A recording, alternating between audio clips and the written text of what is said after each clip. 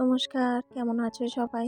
জয়ের সংসারের আরও একটি নতুন ব্লগে আবারও সবাইকে স্বাগত জানাই। আজকে শুক্রবার, সকাল এখন 6:45 বাজে। ছেলেকে স্কুলে যাওয়ার জন্য রেডি করাতে করাতে আজকের ভিডিওটা শুরু করেছি। তো চলো, আজকে সারাদিন কাজকর্মের সাথে থাকো। আশা করছি তোমাদের আমার এই ভিডিওটা ভালো লাগবে।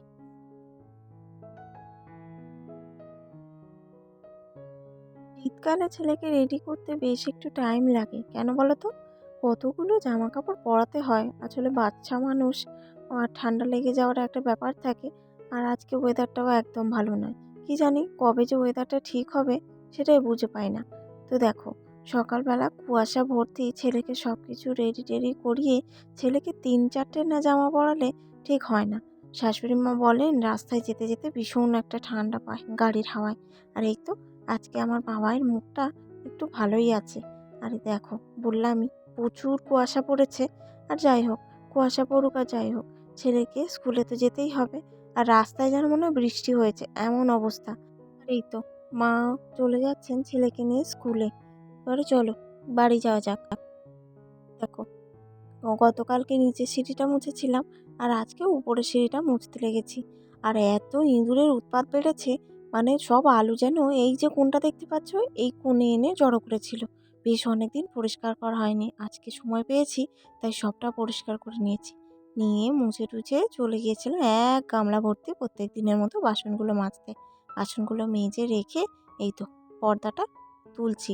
পর্দাটা সঙ্গে সঙ্গে তুলি না বলেইছি, ছেলেকে স্কুলে পাঠিয়ে দিয়ে একটু রোদ না বেরোলে পর্দাটা তুললে যেন মানে কুয়াশাগুলো ঘরের মধ্যে সব ঢুকে যাচ্ছে এরকম মনে হয়।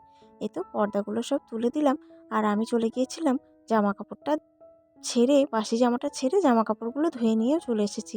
আজকে একটু বেশ দেরি হয়েছে জানো। উপরে ওই যে সিঁড়িগুলো সব বললাম ঝাড় দিয়ে মুছতে দেরি হয়েছে, ওই কাজগুলো করতে করতেই এদিকে আমার চা খাওয়ার সময় হয়ে গিয়েছিল। বরমশাই উঠেও পড়েছিল, তাই ব্রাশ করতে করতেই চাটা করে নিলাম। আর এই তো ব্রাশ করে বসে পড়েছে দুজন খোঁজ মেজাজে চাটা খেতে। সংসারে এইসব জিনিসের দিকে লক্ষ্য না দিলে হয় বলো? বেশ অনেকদিন ধরে জামা কাপড়গুলো মেলবার যে দড়িগুলো সেগুলো সব ঢিলে হয়ে গিয়েছিল, আর নয় কিছুটা ছিঁড়ে গিয়েছিল। বেশ কোনো রকমে দিচ্ছিলাম, আর আজকে দেখি বর্মশায়ের ঠিক মনে পড়েছে, উপরে দড়ি টাঙিয়ে দিয়েছে দেখো। আর এখন যেহেতু কদিন ছাড়া ছাড়াই ওয়েদারটা খারাপ হচ্ছে, তাই বেশ জামা কাপড়গুলো সব জমে যাচ্ছে জানো। আর এই যে দেখো না, ঠাকুরের তলাটাও জলও দিয়ে দিলাম, আর কিছুটা জামা কাপড় মেলেও দিলাম। আর নিচের ছাদেও ভর্তি করে মেলে দিয়েছি জানো। গতকালকে তো ভালো রোদ্দুর বেরোয়নি, তাই বেশ অনেক আগের দিনের জামা কাপড় ছিল। আর ভিজেগুলো কিছুটা মেলেছি, কিছুটা রেখে দিয়েছি। আর এই তো আলু কেটে নিয়েছি, ছেলেকে তো দুধ চলে না, ওই জন্য ছেলেকে মানে টিফিন দেবো বলে বাড়ি ফিরলে আলু ভাজা আর রুটি বানাবো। ওই জন্য আলুটা কেটে লবণ মাখিয়ে রেখে ঘরটা মুছে নিলাম। আর বিছানাটা অর্ধেক তুলতে তুলতেই চা করতে চলে গিয়েছিলাম, ভেবেছিলাম বর্মশাইয়ের হবে না, তবে বরমশাই ফ্রেশ হয়ে চলে এসেছিল, ওই জন্য ব্রাশ করতে করতেই চাটা করে নিয়েছিলাম। আর এই দেখো বাবাই চলে এসেছে, ঘরটার মুছে রুটিটাও বানিয়ে নিয়ে এই তো বাবাইকে আলু ভাজা রুটি খাইয়ে দিয়েছি, আর নিজেও খেয়ে নিয়েছিলাম। আর আজকে রান্না বলতে সেরকম কিছু নেই। বরমশাই বলল আজকে একটু চিকেন হলেই হয়, ওই জন্য সেই মতোই কাজ হয়েছে। মা গেছেন চিকেন আনতে, আর এইদিকে আমি কিছুটা সবজি কেটে রেখে দিচ্ছি। চিকেন পাতলা ঝোল, আর হবে টমেটোর চাটনি, ব্যাস। আজকে দুপুরে এই রান্নাবান্নাই হবে। আর নতুন আলু ছাড়াতে বেশ একটু দেরি হয়। আর আমার যেটা কাজ, রান্নাবান্নার এই যে বাটনা করে দেওয়া, মাকে এইটুকু সাহায্য করে দিলেই মায়ের কিন্তু অনেকটাই সাহায্য হয় আমার মনে হয়। মা নিজেই সেই কথা বলেন। চলো, এদিকের কাজগুলো তো মিটলো, বেশ অনেকটা বেলা হয়েছে, এবার স্নান করে আসি। এই তো স্নান সেরে বসে পড়েছি পুজো দিতে। ঠান্ডা যেন কোথায় উধাওই হয়ে গেছে। আমার তো একদমই ঠান্ডা লাগে না, এতটা গরম হচ্ছে।